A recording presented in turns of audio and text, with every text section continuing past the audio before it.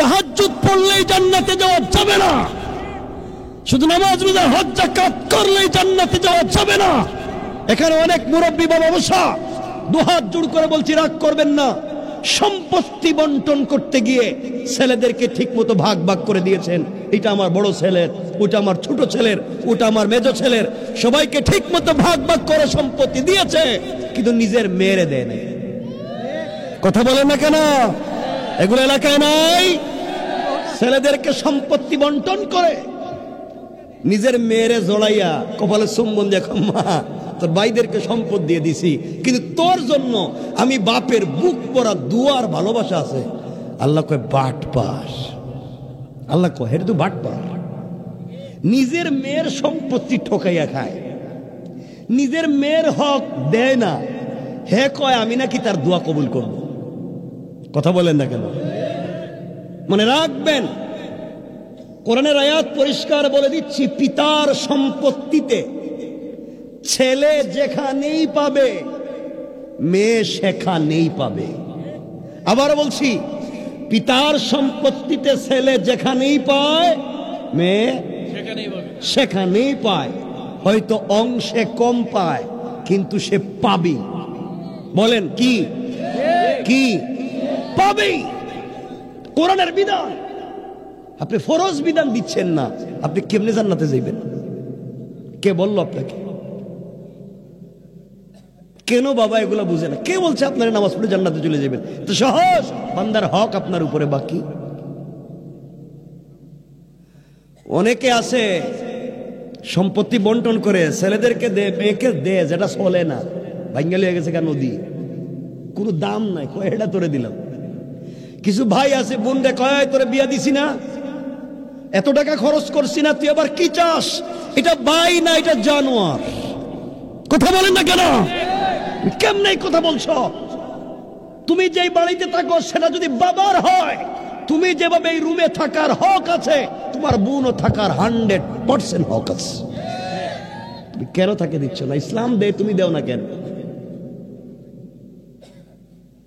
কিভাবে শুধু মাইরা খাইতেছে পাবলিক, আর সবাই তসবিহ পড়ে মসজিদে গিয়ে। কষ্ট লাগতেছে। এখনো কিচ্ছু কই নাই, সামনের দিকে কিছু কোয়া যায়নি। আমি জানি আপনাদের খারাপ লাগতে পারে। কেউ যদি উঠতেছেন, এই যে মাশাআল্লাহ আয়েশা ভরে যেতেছেন আস্তে আস্তে, আপনারা দেখেন, আলহামদুলিল্লাহ বলেন। কেউ যদি উঠেন, আমি মনে করবো আপনি হেই কামলা, এই জন্য যাইতেছেন আমারে না কইয়া। প্রস্রাবে তুললে কয়ে যাইতে যে হুজুর আমার 1 নম্বর, আমি যাইতেছি, এটা ক্লাস। ইনশাআল্লাহ ইনশাআল্লাহ ইনশাআল্লাহ। এখানে অনেক মুরব্বী আছেন, বাবা রাগ করেন, আপনারা বিয়া করছেন না? কিছু কয় না দিকে। ওই যে বিয়া করছিলেন, মোহরানা আছে না, ওই যে কাজীর কাগজে একটা গ্রিন কাগজে লেখা ছিল না যে আব্দুল্লাহর ছেলে বল্টু মিয়া অমুকের মেয়ের সঙ্গে বিয়া, অমুক অমুক সাক্ষী, 5 লাখ টাকা মোহর, নগদ অথবা বাকি, মুআজ্জাল অথবা মুআজ্জাল, লেখা আছে না? এই যে মোহর 5 লাখ টাকা লেখা ছিল, 2 জন সাক্ষী বা 4 জন সাক্ষী ছিল, এটা কাগজে লিখে স্টাম্প হলো, টাকাটা দিছেন? বউর মোহরের টাকাটা দিছেন? দিলেন না? কিছু কয় না এরা। বাবা আমার আমি খুব জেনারেলি কথাগুলো বলতেছি। আমি কোরআনিক সায়েন্সের স্টুডেন্ট, আমি আজগুবি কেচ্ছা কাহিনী কম জানি না, খুব ভালো কেচ্ছা কাহিনী জানি, আপনারা জানেনও। কিন্তু আমি যেটা বলতেছি এটা হচ্ছে মৌলিক বিধান। এগুলা না থাকলে নামাজ দিয়ে জান্নাতে যাওয়া যাবে না, এটাই বুঝাতে চাচ্ছি। বাবা এই যে মোহরানা যে লেখলেন, এটা দিলেন না কেন? যায় না ফুল সজ্জার রাত্রে, বাসর রাত্রে বউর ঘরে যায় না, দরজা দাঁড়াইয়া কাশি দেয়। বউকে কেডা? আমি এই যে বল্টু। বল্টু আও না কেন? এই যে 5 লাখ টাকা মোহর দিছিলাম, এটা পকেটে নাই। তাহলে আও, এটা মাফ করে দিলাম, আও। এখন বাঘের মতো করে যায়, মাপ পাইছে যে। এখন স্ত্রীর টাকাটা দিয়ে দিয়ে নামাজ পড়া যেমন ফরজ, স্ত্রীর মোহরের পয়সা দেওয়াও, বলেন না, দেন না কেন? তুমি কি তা বাবা 1 বিয়া করছো? মাশাআল্লাহ। এমন কেউ নাই কালিহাতি এলাকায়, কালিহাতি নিয়ে আল্লাহ জানি কইলাম, আওলা তৈলের এমন কি কেউ নাই যে আমার বউ আমার খুব মহব্বত করে হুজুর আমার মাফ করে দিছে? থাকলে একটু হাতটা দেখাও না যে আমার মাফ করে দিছে। তুলো না, একটু হাত তুলো না, বরকতি তো। হ্যাঁ কই দিয়া দিছো কইছো? আমি কইছি মাফ দিছে নি বউ, ওই এক বাইরে মাফ করছে বউ, আর কেউ নাই? অনেক আছে দেখি মাফ দিছে। বাবারে বউরে চিনো নাই এখনো, এটা কোন জিনিসের নাম বুঝতে পারো নাই বাবা। বউ যে কইছে মাফ করছে এটা আস্তা মিথ্যা কথা। এই যে স্ত্রী বলছে মাফ করছে, হে যে তোমার কাছে পায় এটা ডকুমেন্ট আছে, সাক্ষী আছে। তোমার যে মাফ করছে সাক্ষী আছে নি? কথা কন না কেন? লেখালেখি হইছে নি? তো কি এর মাফ? তোমাকে যে স্ত্রী মাফ করে দিছে, সকালে বউরে তালাক দিয়ে দেখো, লাভে আসলে দেওয়া লাগবে। কথা বলেন না কেন? মোহরানা না দিলে সে যৌতুকের মামলা দিয়ে আদায় করবে। কথা বলেন না? মাফ দিলে দেওয়া লাগে কেন? মাফ দিলে দিব কেন? রব বলেছেন ইলা আজালিম মুসাম্মান ফাকতুবুহু ওয়াল ইয়াকতুব বাইনাকুম কাতিবুন বিল আদল। তোমরা যদি লেনদেন করো সাক্ষী রাখো, লেখালেখি করো। বউ পায় সাক্ষী আছে, লেখালেখি আছে। মাফ করে দিছে সাক্ষী আছে নি? কাগজে লেখালেখি আছে নি? তাহলে তো মাফ হয়নি। রব বলছেন সব সাক্ষী ডকুমেন্টস করো। কে বুঝলেন? এলে মাফ হয় নাই, বোর পয়সাটা দিয়ে দিয়ে পারবেন তো ইনশাল্লাহ? হেরা কইতেছে না ইনশাল্লাহ? ওরে বাবা রে বাবা, চাচা এটা কি আপনার নাতি? হেরা কইতেছি ইনশাল্লাহ। এটা বিয়ে করতে আরো 30 বছর বাকি, এখন ইনশাল্লাহ কয়। আমি তোমার দাদারে আর বাপরে ওয়াজ করতেছি, হেরা ইনশাল্লাহ কয় না। হে এখনই রেডি। আর এখানে কত ছেলে আছে 8, 9-এ পড়ে গেল, কই না হেরাও বিয়া করতে রেডি। তার বাপ নাকি তার কথা শুনে না। হেরা আমি খুঁজতেছি, দেখাচ্ছি। আল্লাহ আমাদেরকে কবুল করুক। পড়ে না আমিন? আরো জোরে পড়ে না আমিন? সমাজকে ফিতনা মুক্ত করতে হবে, পারবো তো ইনশাল্লাহ? এই নোংরামির থেকে সমাজকে বাঁচার দরকার আছে না নাই?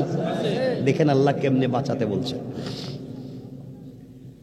আমার মুসলমান বন্ধুগণ, গভীর মনোযোগ কথাগুলা দিল দিয়া শুনেন কি বলতে চাই। আল্লাহ রাব্বুল ইজ্জত ওয়াল জালাল কোরআনে কারীমের ভিতরে 19 নম্বর পারা 25 নম্বর সূরা সূরাল ফুরকানের 63 নম্বর আয়াত থেকে আমার আল্লাহ এক এক করে তার গোলামের গুণ আর কোয়ালিটি বর্ণনা করতে লাগলেন। সমাজ যদি নোংরা হয়ে যায়, সমাজ যদি বিকারগ্রস্ত আর বিপদগ্রস্ত হয়ে যায়, সমাজের ভিতরে যদি গুনার কাজ প্রচলিত হয়ে যায়, পরিবার যদি ধ্বংসের পথে চলে যায়, এই পরিবারের ভিতরে দিন কেমনে প্রচার করবেন, সমাজকে কেমনে সুন্দর করবেন? আল্লাহ রসুল বলেছেন এই আল্লাহর গোলাম যদি সমাজ সংস্কার করে জান্নাতে যেতে হয়, এই গোলামের গুণ লাগবে কমপক্ষে 8টা। কোরআনে আল্লাহ 4-4টা গুণ বলেছেন, হাদিসে আরো 4টা। এই 4-8টা গুণ যারা অর্জন করতে পারবে, আল্লাহর রাসূল বলে দিয়েছেন সে ইন্তেকাল করতে দেরি হবে। আল্লাহর তৈরি জান্নাতে যেতে এই গোলামের 1 মিনিটও দেরি হবে না। আর আল্লাহ ঘোষণা করলেন, ওয়া ইবাদুর রাহমানিল্লাযীনা ইয়ামশুনা আলাল আরদি হাওনা। আল্লাহ রাব্বুল ইজ্জত ওয়াল জালাল বলছেন, মুসলমানেরা এই দুনিয়ার জমিনে আল্লাহর গোলাম যারা দাবি করবে, আশিক রাসূল যারা দাবি করবে, আল্লাহর গোলাম যারা দুনিয়ার জমিনে মনে করবে, আল্লাহর গোলামের 1 নাম্বার গুণ হলো আমার গোলাম দুনিয়ার জমিনে চলার পথে কোনোদিন অহংকার করতে পারে না। আমার গোলাম যারা দুনিয়ার জমিনে দাবি করবে, আশিক রাসূল যারা দুনিয়ার জমিনে দাবি করবে, আল্লাহর গোলামের 1 নাম্বার গুণ হলো আমার গোলাম দুনিয়ার জমিনে কোনোদিন অহংকার করতে পারে না। কি করতে পারে না? সবাই বলেন না, আপনারা করেননি? না না, আপনারা তো মোটামুটি ফেরেশতা পর্যায়ে পৌঁছে গেছেন, এরা না কয়। আমরা এত নোংরা হয়ে গিয়েছি, এই এলাকায় যাদেরকে আল্লাহ টাকার মালিক বানিয়েছেন, সম্পদের মালিক বানিয়ে দিয়েছে, আপনি যদি আপনার সম্পদের কারণে, গাড়ি বাড়ির কারণে দুনিয়ার জমিনে অহংকার করে বসে, আমার আল্লাহ চাইলে 10 তলা থেকে থাবড়াইয়া গাছতলায় নামাইয়া দিতে আমার আল্লাহর 1 মিনিটও দেরি হবে না। কোন ঠিক কিনা?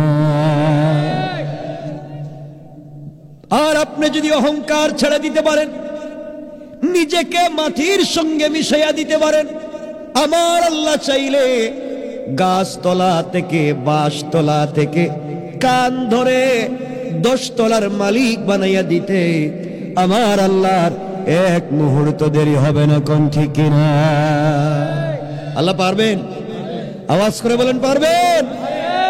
অহংকার করা যাবে? দেখবেন এলাকায় বেচারার আগে পয়সা পাতি ছিল না, গরিব মানুষ ছিল, হঠাৎ করে কিছু পয়সার মালিক, দেখবেন নতুন পয়সার গরমে এলাকার সাধারণ পাবলিক এখন ঠিক মতো চিনে না। কথা বলেন না কেন? আছে না নাই? মানে রাখবেন এই এলাকায় আজ থেকে 50 বছর আগে অনেকের ঘর ছিল ঝুপড়ি ঘর, বৃষ্টি দিলে টিন লাগাবার পয়সা ছিল না। আজ তার ছেলে মেয়ের করে আল্লাহ লাখ লাখ টাকার মালিক বানাইছে। আর অনেক লোক আছে আজ থেকে 50 বছর আগে তার ঘরে লাখ লাখ টাকা ছিল, আজ তার ছেলে মেয়েরা মানুষের দোকানে বাড়িতে কাজ কাম করে খায়। আছে না নাই? বলেন আছে না নাই? কে করেছে? আওয়াজ করে বলা লাগবে কে? আর জোরে বলেন কে? অহংকার করা যাবে না। ওখানে একটা গুরুত্বপূর্ণ আলোচনা আছে, এই আলোচনা শুরু করলে কমপক্ষে 3 ঘন্টা দরকার। আরে শুনেন না, অহংকার করলে ক্ষতি কি, অহংকার ছেড়ে দিলে লাভ কি? এখানে এই যুবকদের চাহিদা হলো সুলাইমান ইসলামের কথা বলা, এখানে সুলাইমানের জিন্দগির আলোচনা, যে সুলাইমানের আংটি ছিল হাতে, একটু বলছিলেন নাকি আমি যে কোনো মেয়ের বিয়ে করতে পারি নাকি, আমি দেশের বাদশাহ, যে করে বিয়ে করতে পারি না। রব এই কথা ধরে ফেলছে, ক্ষমতা নিয়ে নিছেন, হাত থেকে মর্যাদা নিয়ে নিছেন। এটা লম্বা আলোচনা, ওদিকে গেলে তো রাত শেষ হয়ে যাব। এক জেলের মেয়ের সাথে একটা অঘটন ঘটে গেছিল। হ্যাঁ, আপনারা আছেন তো? সবাই আসেননি? ধোঁকা দিয়েছে আমার মতো মহান রব থেকে, অথচ আল্লাযী খালাকাকা, আমি তোদেরকে বানাইছি, আমি তোদেরকে সৃষ্টি করেছি, কে তোদেরকে শিক্ষা দিল? যুবক তোমাদেরকে বলছি, শোনো ভাই, এই পৃথিবীতে ভুল পথে যাইও না। প্রেম যদি করতেই হয়, সম্পর্ক যদি এত প্রয়োজন পড়ে, সম্পর্ক প্রেম করো আল্লাহর সাথে। কার সাথে? আসতে বলেন কেন? আমি রেখে দিব, জোরে বলেন কার সাথে? আমার রবি তো নিজে প্রেম করছে, সুবহানাল্লাহ বলেন। আমার আল্লাহ তো প্রেম করছেন আমার রসুলের সঙ্গে, আমার রসুলকে ছাড়া থাকতে পারেন না। ডাইকা নিজের বাড়িতে নিছেন, একবার আরশে আজিমে নিছেন, ফাকা কাউসাইনি আও আদনা। ধনুক বাঁকা করলে যত কাছাকাছি থাকা যায়, এই যে ধনুক বাঁকা করলে কাছে আসে না, আল্লাহ বলেন আমি আমার বন্ধুরে আমার সামনে বসে কথা বলছি, যার সাথে যার প্রেম, তাকে কাছে পেতে, ধরতে, তার স্পর্শ নিতে ভাল লাগে। আল্লাহ বলেন আমি তো বন্ধুরে কাছে নিয়ে আসছি। আল্লাহু আকবার। আমার আল্লাহ আমার রাসূলকে এত ভালোবেসেছেন, মাঝে মাঝে ডাক দিতেন, ইয়া আইয়ুহাল মুদ্দাসসির, ইয়া আইয়ুহাল মুজাম্মিল, কুম ফাআনসির, ওয়া রাব্বাকা ফাকাব্বির, ওয়া সিয়াবাকা ফাতাহহির। ও চাদরওয়ালা, চাদরের নিচে খাদিজারে নিয়ে শুয়ে আছো, তুমি উঠো, আমি রব লা তাখুযুহু সিনাতুম ওয়ালা নাওম। তুমি বন্ধু কেমনে ঘুমাইলা আমারে রাইখা? আমি না ঘুমাই না, আমার না তন্দ্রা আসে না, আমি সারা রাত জেগে আছি তোমার সঙ্গে কথা বলার জন্য। বন্ধু উঠো, বিছানা ছাড়ো। বন্ধু তুমি না শুয়ে পড়ছো, আর তোমার রব আল্লাহ আরশে ইস্তাওয়া, আরশে আজিমে একা একা ভাল লাগে না, একটা আবার উঠো, বিছানা ছাড়ো, ঠান্ডা পানিতে ওযু করো, সিজদায় গিয়ে সুবহান রাব্বিল আলা বলে ডাক দাও। রব আর সাজিমে থাকবো না, সাথে সাথে তোমার ঘরের দরজায় হাজির হয়ে যাব। সুবহানাল্লাহ, আর জোরে পড়েন। সম্পর্ক করবেন কোথায় আর করেন কোথায়?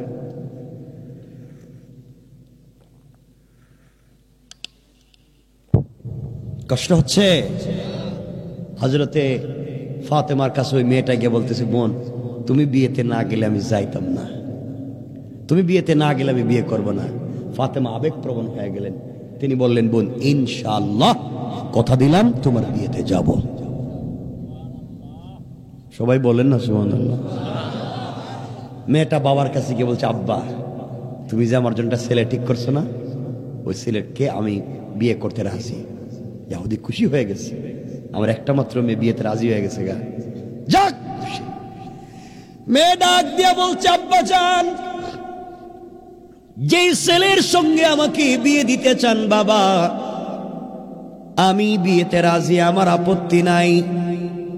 ছেলে দেখতে কেমন আমি জানতে চাই না, ছেলের সম্পদ আছে কিনা তাও জানতে চাই না, বাবা আমি কিন্তু বিয়েতে রাজি। ইহুদি খুশি হয়ে মানুষকে দাওয়াত দিতে শুরু করেছে। মেয়ে ডাক দিয়া বলছে, আব্বা জান, আমি যে বিয়েতে রাজি হয়েছি, আমার একটা শর্ত আছে বাবা, ওই শর্তে আমি বিয়েতে রাজি। ইহুদি ডাক দিয়া বলছে, মেরে তোমার আবার শর্ত কি? তুমি না বললেও তো আমি বিয়েতে রাজি, তুমি না বললেও তো আমি শর্ত না দিলেও সব তোমারে দিমু, কি চাও, কি শর্ত দিতে চাও? মেয়ে ডাক দিয়া বলতেছে, আব্বা জান, আমার শর্ত হলো আমার বিয়েতে আমার বান্ধবী মুহাম্মদ ইবনে আব্দুল্লাহর মেয়ে ফাতেমাকে ইনভাইট করেছি, দাওয়াত করেছি, ও আমার বিয়েতে আসবে, আমার কাছে বসে আমার মাথায় হাত রেখে আমার জন্য দোয়া করবে, এই শর্তে আমি বিয়েতে রাজি। ইহুদির যেন পায়ের রক্ত মাথায় উঠে গিয়েছে। ডাক দিয়া বলছে, মেরে মুহাম্মদ আমার জাত শত্রু, আমার ধর্মের বিরুদ্ধে চলে গিয়েছে, তার মেয়েরে যদি আমার বাড়িতে তোমার বিয়েতে ইনভাইট করো, আমি মান সম্মান নিয়ে থাকতে পারবো না, মানুষ আমাকে থুতু দিবে, গালি দিবে, এই জন্যে ফাতেমাকে বাড়িতে আনা যাবে না। মেয়ে ডাক দিয়া বলছে, বাবা কি বললাম? ইহুদি ডাক দিয়া বলছে, প্রয়োজনে তোমাকে পৃথিবীর কোন ছেলের সঙ্গে বিয়ে দিব না, আজীবন তোমাকে এভাবে রেখে দেব, এরপরও ফাতেমাকে এই বাড়িতে আসতে দিব না। ইহুদির মেয়ে ডাক দিয়া বলছে, আব্বা জান, আপনার সঙ্গে কোনোদিন তর্ক করে কথা বলি নাই, আজ আমি আপনাকে বলে দিলাম সামনে দাঁড়ায়া, ফাতেমার মতো সচ্চরিত্রবান বান্ধবী আমার, তাকে যদি আমার বিয়েতে আপনার বাড়িতে আসতে বাধা দেন, আসমান জমিন ভেঙে যেতে পারে, দুনিয়া ধ্বংস হয়ে যেতে পারে, আমি মরে যেতে পারি, ফাতেমাকে কাছে না বসায়া এই পৃথিবীর কোন ছেলেকে আমি বিয়ে করব না। ইহুদি তো মহা বিপদে পড়ছে। কিরে, একটা মাত্র মেয়ে এখন থেকে উল্টে গেল, চিন্তা করতেছে মেয়েরে তো বিয়া দেওয়াই লাগবে, এবার কৌশল করতেছে। ডাক দিয়ে বলতেছে, মেয়ে তোমাকে একটা কথা বলতে চাই, ফাতেমা তো আসুক, আমিও চাই, কিন্তু ফাতেমা আসতে আমার আপত্তি নাই, বিয়েতে রাজি হয়ে যাও। মেয়েটা বলছে, আব্বা জান আমি রাজি। ইহুদি বলতেছে, মা আমারও তো শর্ত আছে। আব্বা তোমার শর্ত কি? আমার শর্ত হলো ফাতেমা গরিবের মেয়ে, তার ঘরে মাসের পর মাস যা চুলে আগুন জ্বলে না, থাকবার মতো জায়গা নাই, পরবার মতো কাপড় নাই, গরিবের মেয়ে, সে যদি বিয়েতে আসে আর মান সম্মান থাকবে না, আসুক আমার আপত্তি নাই, ফাতেমা আসতে হলে একটা নতুন কাপড়, নতুন পোশাক পরে, সামাজিকতা রক্ষা করে, শিষ্টাচার রক্ষা করে আসতে হবে, এছাড়া পুরাতন কাপড় পরে আসতে পারবে না। ইহুদির চিন্তা হলো ফাতেমা গরিবের মেয়ে, কাপড়ও পাবে না, বিয়েতেও আসতে বলে না, পারবে পারবে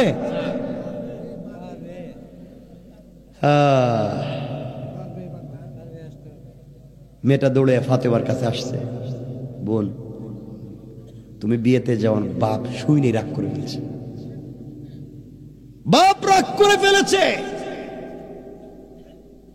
তুমি আমার বাড়িতে যাও বিয়েতে, আমার বাপ চায় না, একটা শর্তে রাজি হয়েছে, তুমি যদি একটা নতুন পোশাক পরে আমার বিয়েতে যাও তাহলে যাইতে পারবা, আর কাপড় না থাকলে পুরানা কাপড় পরে যাইতে পারবা না।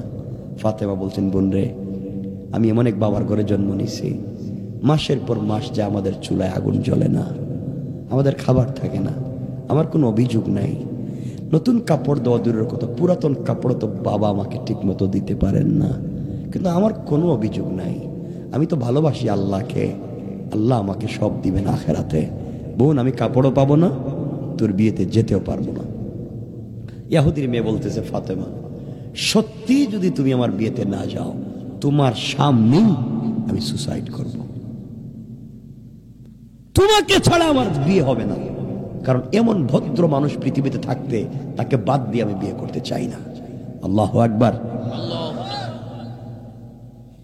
ফাতেমা বলছেন, দেখ আমি কাপড় কোথায় পাবো, আমার তো পোশাকের কোনো ব্যবস্থা নাই।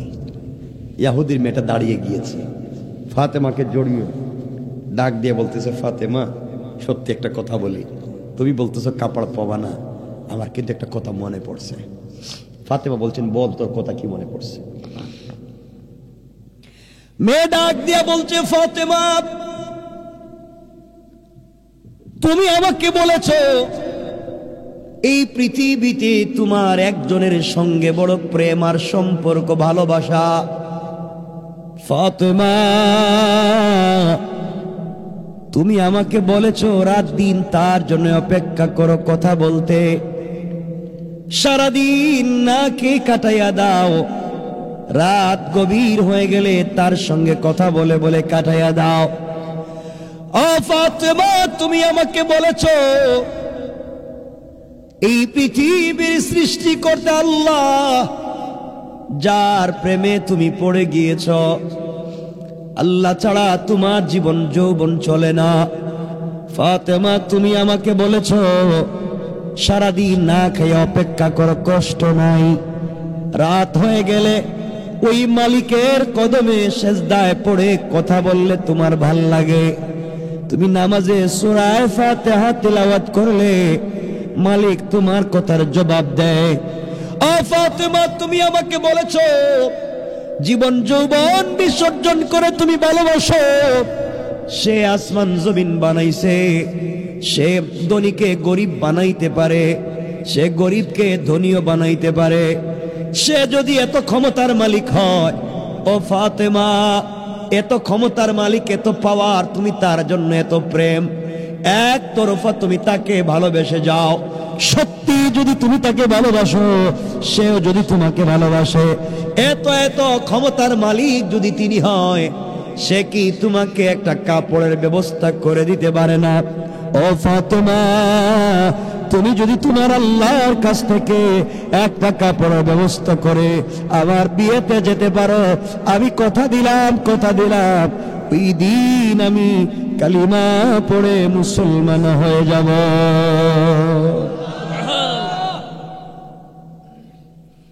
ফাতেমা আবেগী হয়ে গিয়েছেন, এক পর্যায়ে ডাক দিয়া বলছেন, বোন রে ইনশাআল্লাহ কথা দিলাম আমি তোমার বিয়েতে যাব এবং এই পৃথিবীর সব থেকে দামি কাপড় পরে যাব। আল্লাহু আকবার বলেন। মেয়েটা খুশি হয়ে গেছে, তার বাপের কাছে গেছে, বাপের কাছে গিয়ে বলছে, আব্বা ফাতেমা কিন্তু বিয়েতে আসবে এবং একটা নতুন পোশাক পরে আসবে। এদিকে দৌড়, ঘরে খাবার নাই, থাকবার মতো ঘর নাই, নতুন কাপড় পাইব, দেখবে আইতে পারবে না। এই ঠিটকারি মূলক কথাটা আমার আল্লাহর পছন্দ হয় নাই। আল্লাহ সিদ্ধান্ত নিলেন, শয়তান ফাতেমা আমার সাথে সম্পর্ক করে যদি আমাকে কিছু বলে, আমি কথা দিলাম ফাতেমাকে এই বাড়িতে পাঠাবই। আল্লাহু আকবার বললেন। না আওয়াজের যে অবস্থা, আওয়াজ আর হইতো না।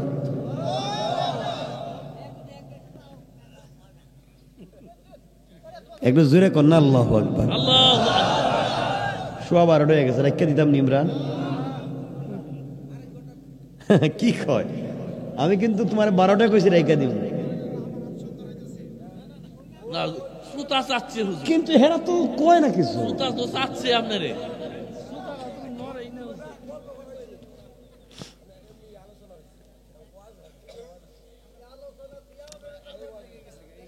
বুঝেন নাই তো, আমি পড়ালেখা করে বসছি, গল্প করি নাই।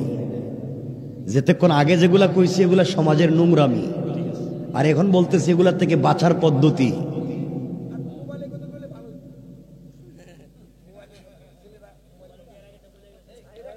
আচ্ছা শোনেন, বলতেছি মোবাইল দিছে কে ছেলেদেরকে? পয়সা পাইলো কই?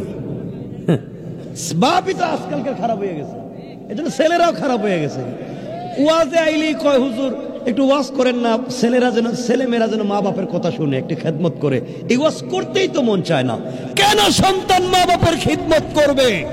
সন্তানের হক আপনি আদায় করেন, সন্তান আপনার হক দিতে বাধ্য, ঠিক কিনা বলেন? আল্লাহ কোরআনে বলছেন তুমি তার অধিকার দেও, সে তোমার অধিকার দিবে। তুমি তার অধিকার দিচ্ছ না, তার সুন্দর নাম রাখতেছো না, সে ছোট থাকতে তার দিন শিখাইতেছো না। তুমি যা মন চায় সুরি সামারি মিথ্যা কথা বলে খাওয়াইতেছো। তুমি কাম করো, নামাজ পড়ো না, এই নামাজহীন খাবার তারে খাওয়াইতেছো। তোমার বউ সারাদিন টেলিভিশন দেখে, এই পেটে বাচ্চা দিছ, তাইলে এই ছেলে ভালো হবে কেমনে? কথা বলেন না কেন? এই জন্য সন্তান ততক্ষণ হক আদায় করবে না যতক্ষণ মা বাপ সন্তানের হক আদায় না করবে। ওয়াজ তো এখানে। এই জন্য আজকালকার ছেলেরা বাপের কাছে গিয়ে কাব্বা তোমার কাছে বিড়ি আছে, থাকলে আমি অর্ধেক খাই, তোমার অর্ধেক দিতাছি। এই তো কারবার, শুধু নোংরামি চলতেছে। আল্লাহর ওয়াস্তে কত বাবা আজকে কষ্ট পায়, বিছানায় মুখটা লাগাইয়া কান্দে, সন্তান কথা শুনে না। ছোট থাকতে মা বাপের কথা শুনে, বিয়ার পরে এখন বাপরে কই বুড়া, তুমি কি বুঝো? বাপরে আর দেখতে পারে না। শ্বশুর বাড়ি গিয়ে শাশুড়ির কাম্মা আপনি আঙ্গুর খাইবেন না আপেল খাইবেন, কথা বলেন না কেন? এখন মা বাপরে আর দেখতে পারে না। আমার কষ্ট হয়, আর আমার কষ্ট হেরা কয় না, কষ্ট আমার, হেরা কইতেছে না। যাজ্ঞা আমার কষ্ট নাই বলা। আমার কষ্ট হয় এই জন্য যে একজন বাবা 8টা 10টা সন্তানকে লালন পালন করে, নিজে না খাইয়া বৃষ্টিতে ভিজে রোদে শুকায়, রাত দিন গাদার মতো কাজ করে 8টা 10টা সন্তানকে এক বাবা বড় করে, পয়সা দেয়, ঘর বানাইয়া দেয়, স্কুলের বেতন দেয়। এই 8টা 10টা সন্তান বড় হইয়া এক বাবার হাত করেছে পয়সা দিতে পারে না, কথা বলেন না কেন? সন্তানরা বন্ধু বান্ধবদেরকে নিয়ে আড্ডা দেয়, বাপরে 5 টাকা দিতে পারে না। আরে বাবা শোনো শোনো, আমার দিকে তাকাও ভাই, এই যে আমি এদিকে এদিকে আমার দিকে তাকাও, পরে রাখা দিব হঠাৎ, বুঝতেছেন না তো? আমার কষ্ট হয় যে একজন মায়ের 3 আঙ্গুল পেট, এই 3 আঙ্গুল পেটে 5টা 6টা সন্তানের জায়গা হয়। 5টা 6টা সন্তানকে পেটে মা ধারণ করে, আর এই 5টা 6টা সন্তান বড় হইয়া 5টা 6টা বাড়ি বানায়, কিন্তু বৃদ্ধা মায়ের আর ঠিক মতো জায়গা হয় না, কথা বলেন না কেন? কি আফসোসের দুনিয়া, চিন্তা করে পাই না কেমন জানি হয়ে যায় দুনিয়াটা। আমার বন্ধুগণ, কত সংক্ষেপ। মেয়েটা বাপের কাছে যখন বলছে, আর ফাতেমা বইলে দিছেন ইনশাআল্লাহ, যেই দিন এই বাবার আর মেয়ের কথা হইতেছে, ওই দিন থেকে আগামী 1 মাস পরে বিয়ে। কয় মাস? এই 1 মাসে আরো 5টা ঘটনা ঘটছে। বিয়ে নিয়ে নানান ঝামেলা হইছে, মেয়েটা ফাতেমার কাছে আসছে। কাপড় কিনা নিয়ে ঝামেলা হইছে, মেয়েটা ফাতেমার কাছে আসছে। লম্বা হয়ে যাবে দেখে এই 1 মাসের ওয়াজ বাদ দিলাম, বাদ দিয়ে ডাইরেক্ট বিয়া, আগামীকালকে বিয়া, আর মাঝখানের ওয়াজ বাতিল। এটা কইতাম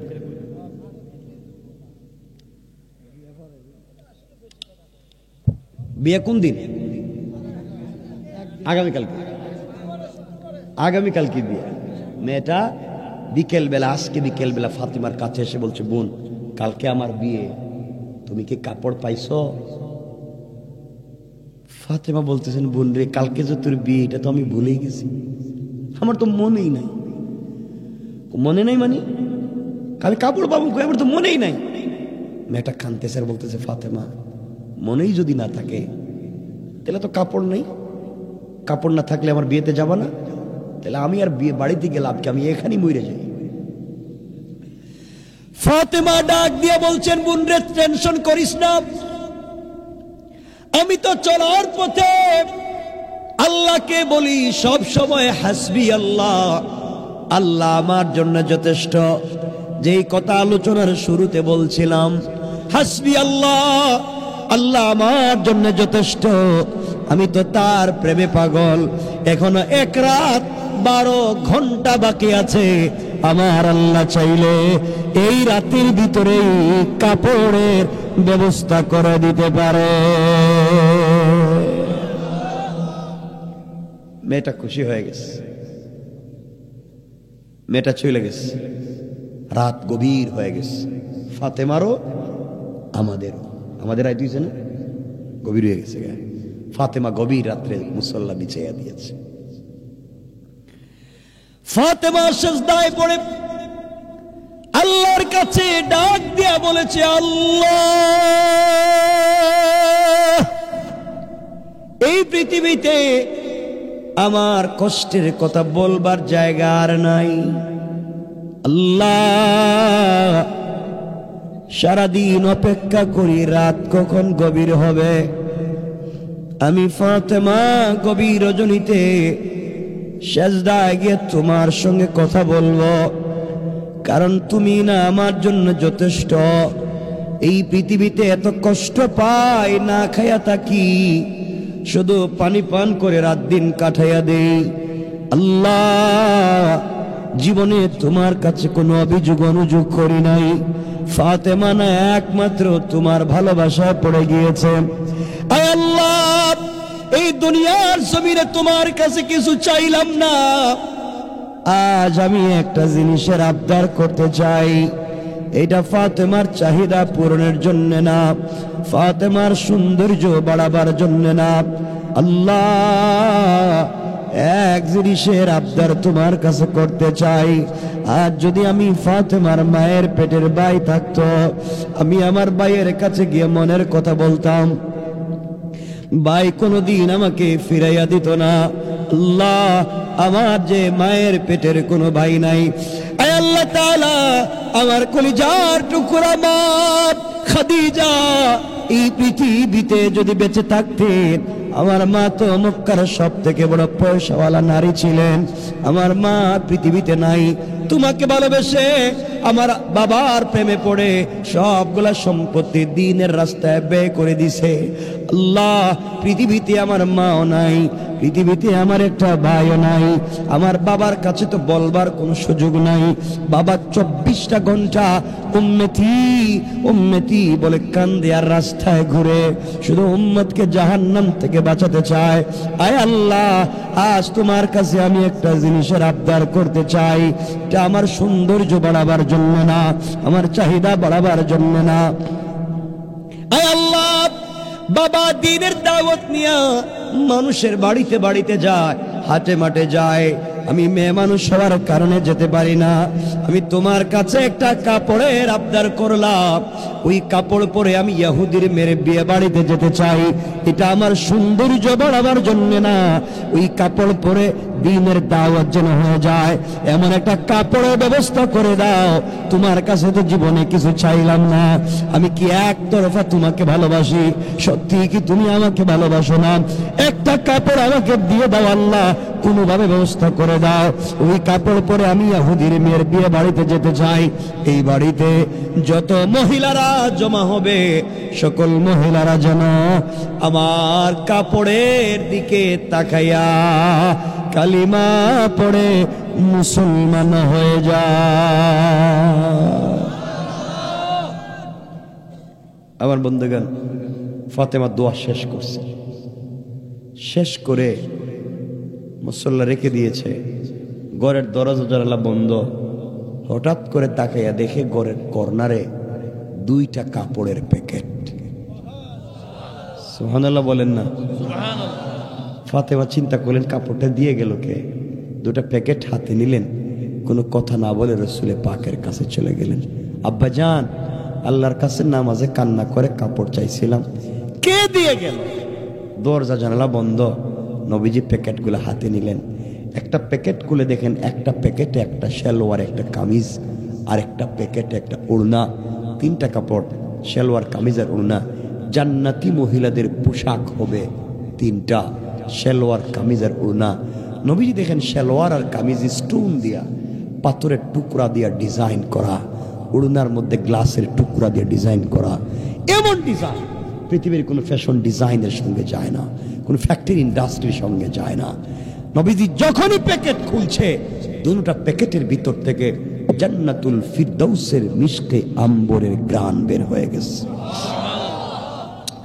নবীজি চিন্তায় পড়ে গেলেন, কাপড়গুলা দিয়ে গেল কে? এত ডিজাইনের কাপড়।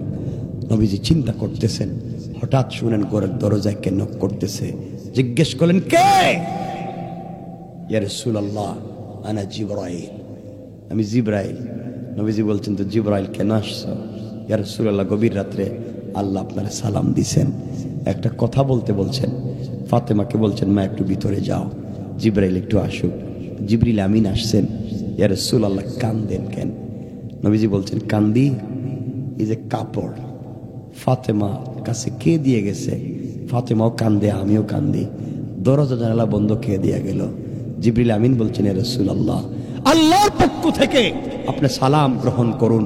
ফাতেমা রবের সঙ্গে এত সম্পর্ক করেছে, সিজদায় গিয়ে বলছে, আল্লাহ হাসবি আল্লাহ, তুমি আমার জন্য একমাত্র যথেষ্ট, আমি তো পৃথিবীর কারো কাছে চাই নাই। আমি যদি তোমার এত ভালোবাসি, তুমি কি আমাকে ছোট্ট একটা কাপড় দিতে পারো না? আমি তো পৃথিবীর মালিকানা চাই না। রব খুশি হয়ে গেছেন, আমাকে ডাক দিয়ে বলছে, জিবরাইল কই? আমি বলছি, আল্লাহ সিদরাতুল মুনতাহায়। যা, ফাতেমা আমার কাছে একটা কাপড় চাইছে, তাও দ্বীনের দাওয়াতে, এই কাপড় নিয়ে হাজির হয়ে যা। ইয়া রাসূলুল্লাহ, আমি জান্নাতুল ফিরদাউস থেকে নিয়ে আসছি। সুবহানাল্লাহ বলেন, জোরে বলেন। নবীজি বললেন, ফাতেমাকে ডাক দিয়ে, মা এই কাপড়টা নিয়ে যাও।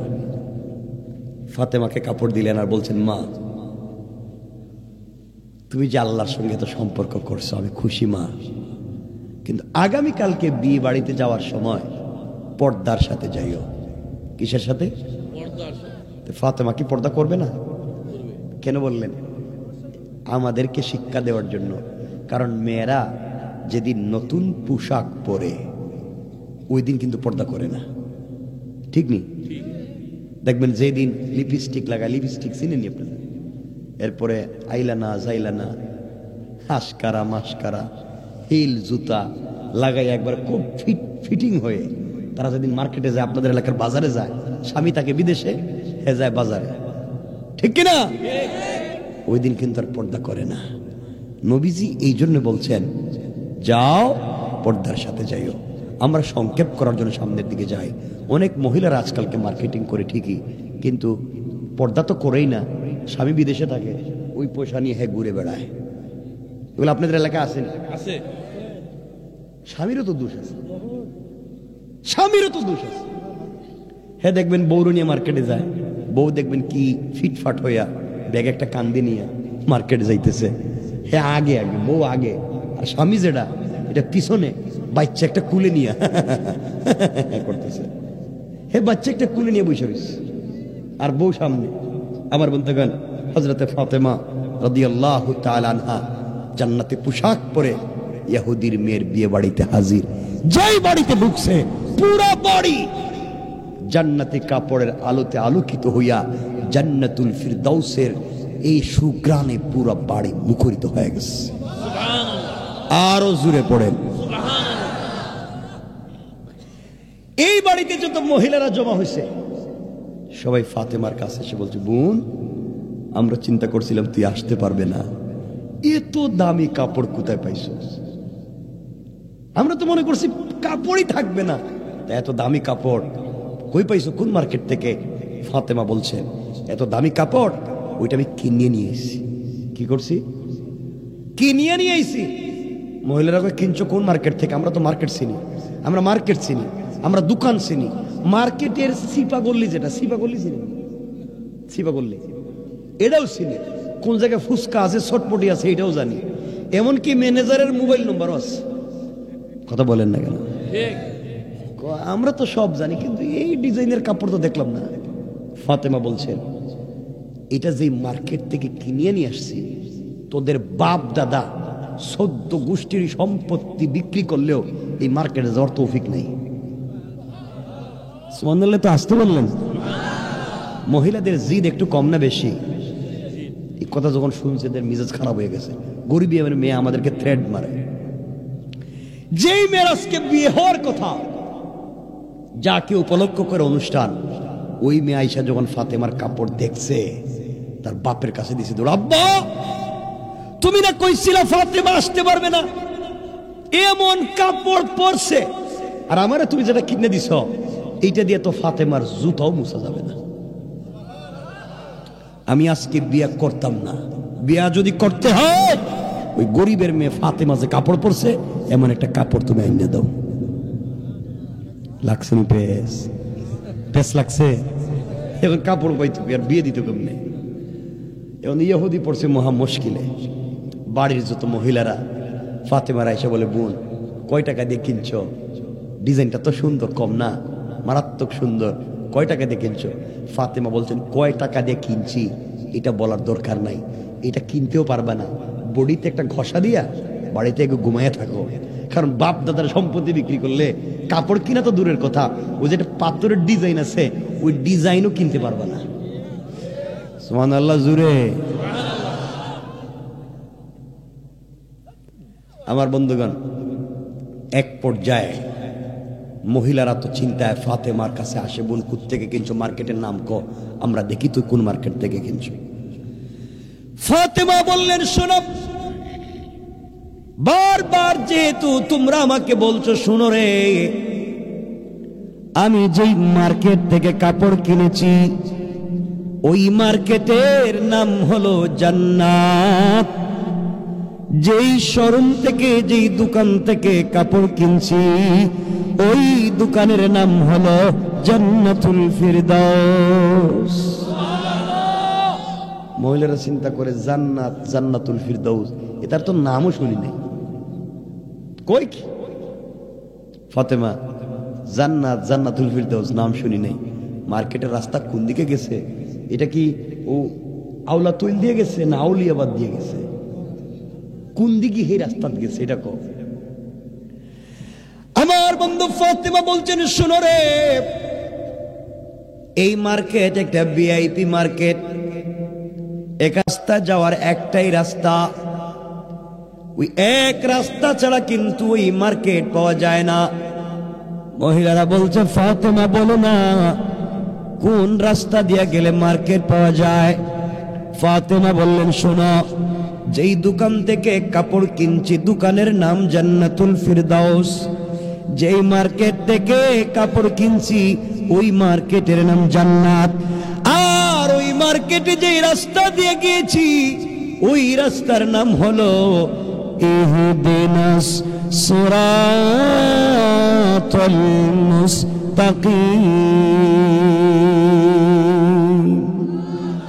ও মহিলারা, সিরাতে মুস্তাকিমের রাস্তা দিয়া যদি চলো রে, সামনে গেলে জান্নাত নামক মার্কেট পাইবা, ওখানে গেলে জান্নাতুল ফিরদাউস নামক দোকান পাইবা, ওখানে গেলে পরে আমার চাইতে আরো দামি দামি কাপড় পাইবা। মহিলারা চিন্তা করে, জান্নাত, জান্নাতুল ফিরদাউস, সিরাতে মুস্তাকিম, তার নামই তো শুনি নাই, কি কয়? ফাতেমা এগুলো কি তুমি কও? না আমি তো সেটা কোন মার্কেট, আমরা তো সব মার্কেট চিনি, কিন্তু এই মার্কেট তো দেখলাম না। ফাতেমা বলতেন, শোনো, এটা যে কেউ চাইলে যাইতে পারবে না, কিন্তু সত্য কত হইল, কাপড়টা আমি কিনি নাই। কি কয়? মহিলারা এতক্ষণ বললো কিনছো, এখন বলো কিনো নাই। কাপড়টা কিনি নাই, আমার সঙ্গে পৃথিবীতে একজনের সাথে প্রেম, আমি তারে ভালোবাসি, হেও আমারে ভালোবাসে। আজকে আমি তারে বলছি, তোমার সাথে তো অনেক দিনের প্রেম, কোনোদিন তো তোমার কাছে কিছু চাইলাম না, আমি একটা বিয়েতে যাইতে চাই, একটা কাপড় দেও। বলতেই সে আমার এই কাপড়টা গিফট করছে। সুবহানাল্লাহ বলেন না? মহিলারা চিন্তা করে কই কি রে, কার সাথে তার সম্পর্ক, এত দামি কাপড় দিয়ে দিছে, এটা আবার কত টাকার মালিক, এত দামি কাপড়। মহিলারা তো ফাতেমা আমরাও তো প্রেম করি, আমাদের বয়ফ্রেন্ড তো আমাদেরকে 2 টাকা দিয়ে বাদামও কিনে দেন, আর দেও যদি হে অর্ধেক খাইয়া ফেলা। তুই কি বলো, এত দামি কাপড় দিছে, তো ওরে দেখাই লাগবে, যেভাবেই হোক করে দেখা লাগবে নি, বলেন না? ফাতেমা বলতেন সত্যি আমি প্রেম করি, ও আমাকে ভালোবাসে, আমি তারে ভালোবাসি, এছাড়া আমার চলে না। মহিলারা বলছে ফাতেমা আমরা এই মার্কেটে যাইতে চাই, ওই মালিকরে দেখতে চাই। ফাতেমা বলছে শোনো, যার সাথে আমার সম্পর্ক এই কিন্তু জান্নাতের মালিক, এই কিন্তু জান্নাতুল ফিরদাউসের মালিক, তার সাথে আমার সম্পর্ক এই আমারে দিছে। সুবহানাল্লাহ বলেন না? মহিলারা কয় আমরা এই রাস্তা দিয়ে মার্কেটে যাওয়া লাগবে। ফাতেমা বললেন শোনো, এই রাস্তা দিয়া চাইলে যে কেউ যেতে পারবে না, এটা ভিআইপি রাস্তা, সিকিউর রাস্তা। এই রাস্তায় অনেক গার্ড আছে, কোনো অপরিচিত মানুষকে যেতে দিবে না। এই রাস্তা দিয়া যেতে গেলে একটা আইডি কার্ড লাগবে, পরিচয় পত্র লাগবে। পরিচয় পত্র থাকলেই রাস্তা দিয়া যাইতে দিবে না, একটা পিন নাম্বার লাগবে, আইডি কার্ডের পিন নাম্বার। এই পিন নাম্বার যদি মনে প্রাণে ধারণ করতে পারো রে, তাইলে ঠিক আছে। আপনার কাছে এটিএম কার্ড আছে, পিন নাম্বার মনে নাই, বুথে মারলে কি পয়সা পাবেন? ফাতেমা বলছেন শোনো রে, আইডি কার্ড থাকলেই হবে না, পিন নাম্বারও মনে রাখা লাগবে। মহিলারা বলছে ফাতেমা বলো না, এই আইডি কার্ডই বা কি আর পিন নাম্বারই বা কি?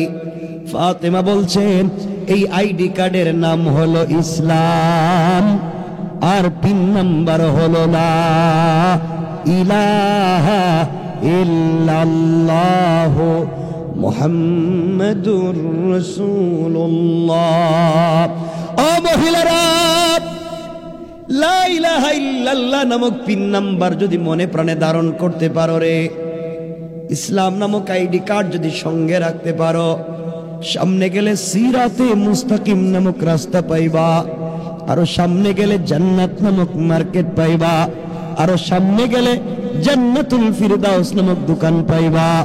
ওখানে গেলে পরে আমার চাইতে আরো দামি দামি কাপড় পাইবা। মহিলারা বলতেছে ফাতেমা এই মার্কেটে যাইতে চাই, এই আইডি কার্ডের পিন নাম্বার কোন চেয়ারম্যান মেম্বার দেয়? আপনারা কয়া দেন, এই যে আপনারা মেম্বার বসে রয়েছে উনি দেয় মনে হয়।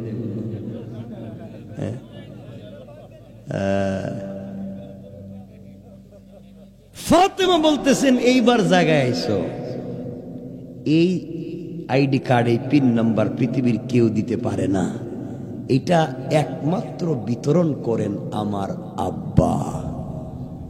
সুবহানাল্লাহ বলেন না? এই আইডি কার্ড আর পিন নাম্বার বিতরণ করেন আমার বাপ। এই সিরাতে মুস্তাকিমের পরিচয় আমাকে দিছে আমার বাপ, এই জান্নাতের পরিচয় আমার কাছে দিছে আমার বাপ, এই জান্নাতুল ফিরদাউসের পরিচয় দিছেন আমার বাপ, এই মালিকের সঙ্গে সম্পর্ক করাইয়াও দিছে আমার বাপ। কিন্তু আমার বাপের নাম শুনলে তো তোদের বাপের মাথা খারাপ হয়ে যায়, আমার বাপকে গালিগালাজ করে। আমার আব্বা তো কিচ্ছু করে না, এই মালিকের সঙ্গে সম্পর্ক করাইয়া দেয়। মহিলারা কয় দরকার হলে মা বাপ চাইরা দিমু, দরকার হলে সন্তান স্ত্রী স্বামী সব চাইরা দিমু, এরপরও তুমি গরিবের মেয়ে যদি এই মালিকের কাছে যাইতে পারছো, আমরাও যাইতে চাই। রাত 12:30 উপরে না,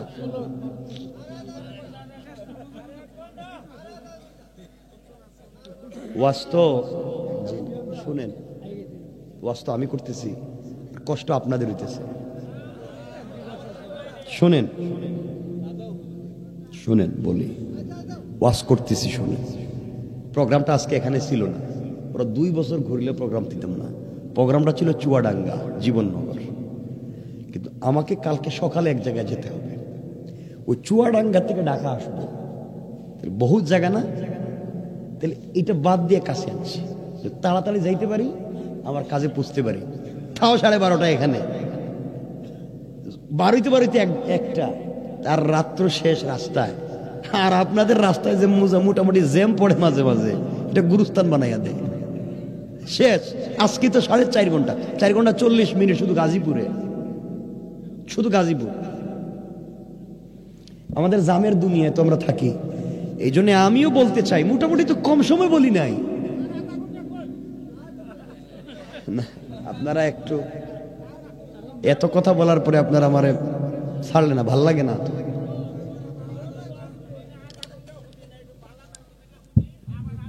আমরা বলতেছি তো বাবা, আমি তো 12টায় কথা বলে আসছি, 12টায় রাখমু, 12:30টার উপর হয়েছে, আমি কথা বলতেছি। একটা জায়গায় যাই আমি রেখা দিব, যখন রাখমু কেউ কইয়েন না যে সালাম, এটা হলে কষ্ট পাবো। আপনাদেরকে ভালোবেসে এই মানুষ, এই ঠান্ডা, আপনাদের কষ্ট হইতেছে আমি দেখতেছি না। কয় পানি পড়তেছে দেখি, কই না, মানে এখন আর চাইতো না, এখন হে ডায়াবেটিস যায় না, এখন প্রস্রাবে ধরে না, প্রস্রাব আটকাই বসে রয়েছে, যায় না।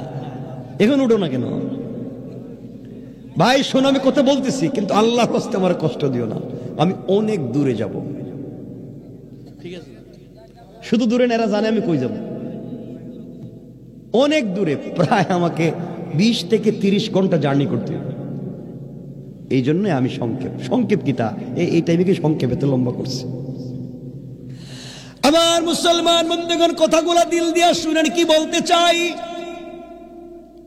হযরতে ফাতেমা রাদিয়াল্লাহু তাআলা আনহা হাসবি আল্লাহ, আল্লাহকে যথেষ্ট মনে করে আল্লাহর কাছে চাইছে। আল্লাহ ফাতেমাকে ফিরাইয়া দেয় নাই। ফাতেমা আল্লাহর সঙ্গে সম্পর্ক করছে, আল্লাহ ফাতেমাকে দুনিয়ায় মূল্যায়ন করছে। তুমি আর আমিও যদি আল্লাহর সঙ্গে সম্পর্ক করি, ওই আল্লাহ তোমাকে আমাকেও দুনিয়ায় মূল্যায়ন করবে, আখিরাতে তোমাকে আমাকে জান্নাত দিবে। মহিলারা বলছে, ফাতেমা আমরাও তো ওই জান্নাতে যেতে চাই, আমরা ওই মার্কেটে যেতে চাই, আমরা ওই আইডি কার্ড ধারণ করতে চাই, আমরা ওই পিন নাম্বার মনে প্রাণে নিতে চাই। কিন্তু ফাতেমা, এটা কেমনে করা যায়? ফাতেমা বলছেন, দেখো রে, তোমরা যদি এই মুহূর্তে কালিমা পড়ো, তোমাদের স্বামীদের সঙ্গে কারো সম্পর্ক ঠিক থাকবে না, কারণ তোমাদের স্বামী একজন মুসলমান না। সন্তানের সঙ্গে, মা বাপের সঙ্গে সম্পর্ক থাকবে না, পরিবারের মধ্যে তোমরা আলাদা হয়ে যাবে, তোমাদেরকে মেরেও ফেলতে পারে, দুনিয়া থেকে বিদায় করে ফেলতে পারে। এই কালেমা পড়ে এত বিপদে পড়তে যাবা কেন? তোমাদের গুছানো সংসার গুছানোই থাকুক, আমি রবের কাছে যাই, আমি তো যাচ্ছি, তোমরা কষ্ট করবা কেন? মহিলারা এক বাক্যে ডাক দিয়া বলছে, ফাতেমা তুমি যদি গরিবের মেয়ে হইয়া এই দুনিয়া ত্যাগ করে মালিকের সঙ্গে সম্পর্ক করে দুনিয়ায় এত ইজ্জতের মালিক হয়েছ, আখিরাতে নিশ্চয় আরো বড় ইজ্জতের মালিক হবা। আমরা কেন তোমাকে দেখার পরেও আমরা সেই পুরস্কার নিব না? আমরা কেন সেই জান্নাতে যেতে পারবো না? তুমি যদি মালিকের সঙ্গে সম্পর্ক করতে পারো, আমরাও কেন তোমার মতো করতে পারবো না? আমরাও চাই দুনিয়া ইজ্জতওয়ালা হতে, আখিরাতে মালিককে পেয়ে যেতে। আর দেরি করা যায় না, হাত লম্বা করে দাও, আমরাও কালিমা পড়ে মুসলমান হয়ে যেতে চাই। এই বাড়ির সকল পুরুষেরা দাঁড়িয়ে আছে, সকল পুরুষেরা দাঁড়িয়ে আছে, মহিলাদের কথাগুলো শুনছে। শুনতে শুনতে এক পর্যায়ে ফাতেমা চোখের পানি ছেড়ে আল্লাহর কদমে সিজদায় পড়ে ডাক দিয়া বলছে, আল্লাহ, এতগুলা মানুষ কালিমা পড়ে মুসলমান হতে চায়, আল্লাহ এটা আমার কোনো ক্রেডিট না, এটা ফাতেমার কোনো ক্রেডিট না। তুমি যে একটা বরকতি কাপড় আমাকে পুরস্কার দিয়েছ, এই কাপড়ের একটা কারামত দেখা যায়, এই কাপড়ের কারণেই তো তারা কালিমা পড়তে চায়। সকল মহিলারা দাঁড়িয়ে গিয়েছে, ফাতেমা হাত লম্বা করে দিয়েছেন। দুইটা বর্ণনা পাওয়া যায়, কেউ বলছেন 350 জন মহিলা, কেউ বলছেন 472 জন মহিলা একসাথে কালিমা পড়ে মুসলমান হয়ে যায়। সবাই মুসলমান হয়ে গেছে। একটা কাপড় ফাতেমা আদায় করছেন শুধু হাসবি আল্লাহ, আল্লাহ আমার জন্য যথেষ্ট। এই কথাটাকে আপনারা মনে প্রাণে লাগাইয়া দেন। পৃথিবীর কেউ কিচ্ছু করতে পারবে না। পুরা দুনিয়া আপনার বিরুদ্ধে চলে গেছে, আপনি বলেন হাসবি আল্লাহ, আল্লাহ বলেন কেউ না থাকলেও বান্দা আমি আছি, আমি আছি, তুই টেনশন করিস না। আমার বন্ধুগণ, এখন সকল মহিলারা মুসলমান হইছে। এই আজকে যে মেয়ের বিয়ে হওয়ার কথা, সেও মুসলমান হয়ে গেছে। এই বাড়ির একটা পুরুষও মুসলমান হয় নাই, এমনকি আজকে যার সাথে বিয়ে হবে ওই ছেলেটাও মুসলমান হয় নাই। এখন চিন্তা করেন এই মহিলাদের সঙ্গে পুরুষদের বর্তমানে কি আচরণ চলতেছে, বাড়িতে এই মুহূর্তে কি ঘটতেছে, যেই মেয়ের বিয়ে হওয়ার কথা তার উপরে কি চলতেছে, এই মুহূর্তে কি ঘটতেছে, মহিলাদের সঙ্গে পুরুষেরা কি করলো, এই মেয়েটার কার সাথে বিয়ে হইল, ফাতেমা কেমনে নিজের বাড়ি পর্যন্ত ইজ্জতে আসতে পারলেন, কেমনে আইলেন, কার মাধ্যমে আসলেন, ফাতেমার কাপড়টা বর্তমানে কোথায় আছে? কারণ ইব্রাহিমকে নমরুদের আগুনে একটা কাপড় আল্লাহ দিয়েছিলেন, এই কাপড়টা কোথায় আছে? আল্লাহ ইউসুফকে গর্তে পড়ে যাওয়ার পরে একটা কাপড় দিয়েছিলেন জান্নাত থেকে, ওইটা কোথায় আছে? ফাতেমাকে যে আল্লাহ একটা কাপড় দিলেন, ওইটা কোথায় আছে? ফাতেমা কেমনে বাড়ি পর্যন্ত আইলেন? আজকে সব রাইকা দিলাম, আর সামনের দিকে যাবো না। একটা জায়গায় এসে মুসলমান হয়েছে।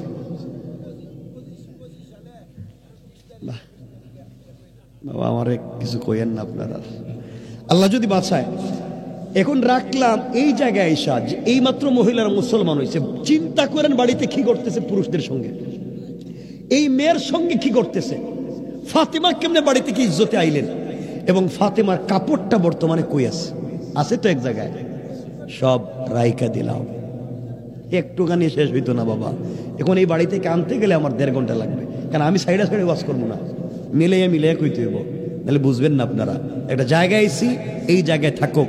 এতক্ষণ আলোচনা করে আপনাদেরকে মাত্র 3টা বিষয় বুঝাইছি। 1 নাম্বার সামাজিক নোংরামি, বেঁচে থাকতে গেলে 8টা গুণ লাগবে। 1 নাম্বার গুণ অহংকার করা যাবে না। 2 নাম্বার কাউকে গালি দেওয়া যাবে না।